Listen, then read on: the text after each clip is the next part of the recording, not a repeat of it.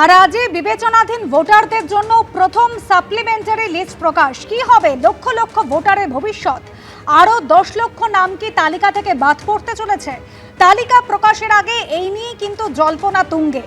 আজ 28 লক্ষ নাম প্রকাশ হবে প্রথম দফার তালিকায়। যাদের নাম চূড়ান্ত ভোটার লিস্টে ঢুকছে তাদের নাম তালিকায় থাকবে এবং পাশাপাশি যাদের নাম বাদ যাচ্ছে তাদেরও আলাদা তালিকা থাকবে। প্রথম জেলা নির্বাচনে আধিকারিকদের কাছে পৌঁছে যাবে লিস্ট এবং সেখান থেকে বুথে বুথে টাঙিয়ে দেওয়া হবে। পরে অনলাইনেও সেই লিস্ট কিন্তু দেখা যাবে। আমাদের প্রতিনিধি রুমা পাল সরাসরি রয়েছেন আমাদের সঙ্গে। রুমা, এই যে সাপ্লিমেন্টারি প্রথম লিস্ট প্রকাশিত হতে চলেছে, একেবারে যাদের নাম বাদ যাচ্ছে অর্থাৎ ডিলিটেড তাদের নামও থাকবে এবং যাদের নাম নতুন করে সংযোজিত হচ্ছে একই সঙ্গে থাকবে।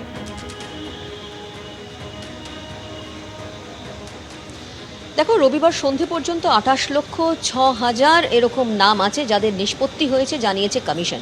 অন্যদিকে শুক্রবার পর্যন্ত 10 লাখের মতো নাম রয়েছে যাদের নাম বাদ যাবে, এমনটাই কিন্তু জানিয়েছিল কমিশন।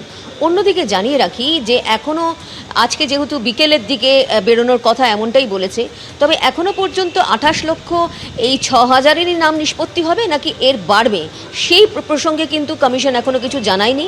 কারণ যখন এই লিস্ট টানানো হবে, যেখানে জেলা নির্বাচনী আধিকারিকদের কাছে যেমন লিস্ট চলে যাবে এবং সেক্ষেত্রে অবশ্যই বুথে টানানো হবে এবং এসডিও বিডিও অফিসে টানানো হবে, এমনটাই কিন্তু কমিশন জানিয়েছিল। এবং পরবর্তীতে অবশ্যই অনলাইনে দেখা যাবে, যেভাবে অনলাইনে যেমন ওয়েবসাইট রয়েছে, ইসিআই নেট রয়েছে, সেখানে দেখা যাবে কাদের নাম বাদ পড়লো এবং কারা এই নিষ্পত্তিতে অবশ্যই তারা এই ফাইনাল লিস্টে সংযোজিত হলো যাদের নাম।